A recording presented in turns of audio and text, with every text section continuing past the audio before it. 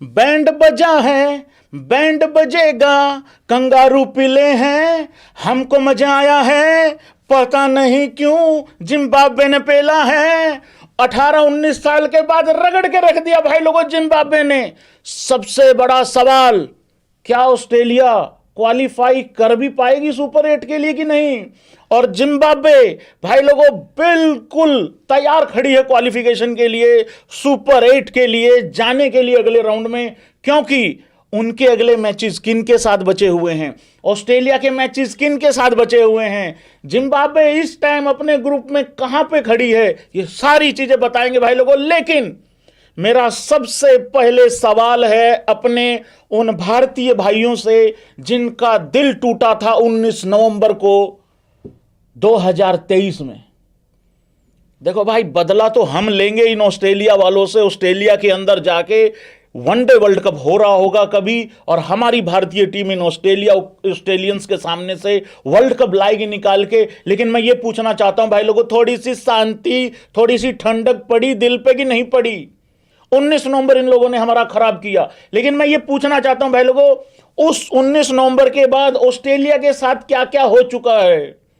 List बहुत लंबी है रे बाबा, लेकिन अभी ताजा ताजा पिलाई रिलाई हुई है, रेल दिया है ऑस्ट्रेलिया को जिम्बाब्वे ने। मैं निकल रहा था कहीं पे, जा रहा था, मैं पप्पू मैनेजर को बोला, मैंने कहा पप्पू भाई काम जाना है, एक काम करते हैं तैयार हो लेते हैं। ये कह रहा उस्ताद जी अगर ऑस्ट्रेलिया रगड़ी गई तो? मैं कहा भाई रगड़ी गई तो तैयार तो वैसे भी होना है और वैसे भी होना है। मैंने कहा मैं इंट्रो की तैयारी करता हूं, थंबनेल वगैरह बनाने की तैयारी करता हूं, अगर ये पिल गए तो लाइव बैठ जाएंगे, नहीं पिले तो बाइक पे बैठ जाएंगे। दो ही बातें हैं मतलब उस हिसाब से। वेलकम भाई लोगों, स्वागत है सभी भाइयों का। भाई लोगों, सबसे पहले तो बिना स्कोर कार्ड दिखाए जिम्बाब्वे की 3-4 चीजों की तारीफ होनी चाहिए भाई लोगों, और ताली बजनी चाहिए है। सबसे बड़ी तारीफ जिम्बाब्वे की यह होनी चाहिए, उन्होंने 1 नंबर की फील्डिंग करी है भाई लोगों।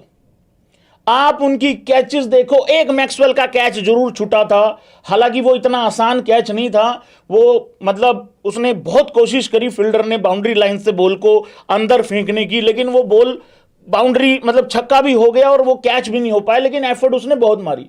लेकिन अगर मैं बात करूं, उसके बाद एक छक्का उसी तरीके से रोका गया, चौका रोका गया, सिंगल्स आ रहे थे लेकिन कहीं डबल हो सकते थे, उनको सिंगल में कन्वर्ट किया। फील्डिंग टॉप नॉच रही है। और एक सबसे बड़ी एप्रिसिएशन, ये एप्रिसिएशन तो है कि वो जीत गए, लेकिन ये एप्रिसिएशन होनी चाहिए, जिम्बाब्वे के पास 2-3 उनके ठीक ठाक प्लेयर नहीं थे भाई। सिकंदर रजा इंजर्ड हो गया था, जब वो बॉल कराने आया वो इंजरी के चलते बाहर बैठना पड़ा उसको। हालांकि वो बीच में लंगड़ाते हुए फिर मैदान में आया, लेकिन बॉलिंग नहीं करा पाया, वो फिर बाहर जाके बैठना पड़ा उसको। सिकंदर रजा इस टीम की सबसे बड़ी ताकत है, लेकिन जब ऑस्ट्रेलिया की टीम जीती, ऑस्ट्रेलिया की टीम जब हारी, उसके बाद जो उसकी सेलिब्रेशन थी वो देखने वाली है। और दांत मत निकालना, लेकिन एक बात बताना चाह रहा हूं, मैथ्यू हेडन की आवाज नहीं निकल रही थी आखिरी में, जब मैथ्यू हेडन को यह बताना पड़ा कि ऑस्ट्रेलिया सिर्फ और सिर्फ 146 रन ही बना पाई, आवाज नहीं निकल रही थी मैथ्यू हेडन की। काटो तो खून नहीं था भाई लोगों। 2007 में जिम्बाब्वे ने ऑस्ट्रेलिया को हराया था और आज फिर रगड़ दिया इन लोगों ने। भाई लोगों, ये ग्रेटेस्ट अपसेट है कि नहीं है, ये बताओ जरा एक बारी। ये बहुत बड़ा अपसेट है, ये बहुत बड़ा अपसेट है। लेकिन यहां पे मेरा एक सवाल और है, भारतीय टीम को यहीं खेलना है भाई, इसी ग्राउंड पे मैच है इंडिया का। टुल्लागिरी नहीं चल रही है। स्कोर कार्ड पे अभी चलूंगा, स्कोर कार्ड दिखाऊंगा मैं तुम लोगों को। टुल्लागिरी नहीं चल रही है। इवन मैक्सवेल को भी बहुत अपने नेचर के अगेंस्ट जाके खेलना पड़ा। उस दिन 15 फेब को बारिश के भी बहुत ज्यादा चांसेस हैं, बट बारिश के अगर 90% भी चांसेस होंगे, 99% भी चांसेस होंगे, उस पे बात ना करके हमें यह बात करनी है कि इंडिया कैसे जीतेगा अगर 1% भी चांस है मैच होने का। तो भाई टुल्लागिरी नहीं चल रही है। यहां पे अपनी ईगो को बहुत ज्यादा शांत करके खेलने की जरूरत है।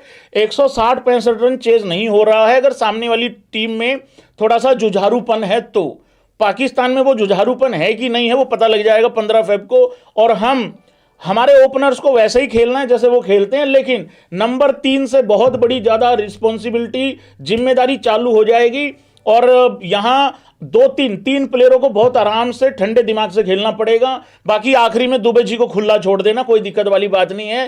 तारीख की 15 तारीख आखिरी तारीख होगी कि वो रुक रुक के बॉल डालेगा, उसके बाद उसका वहां चारपाई डाल देना, बैठा बैठा बॉल डाला जाएगा, लेटे लेटे डालता रहेगा। तो यही इंडिया को मैच खेलना है। स्पिनर्स बहुत ज्यादा यहां पे यूजफुल होने वाले हैं। ठीक है, थैंक यू सो मच भाई लोगों।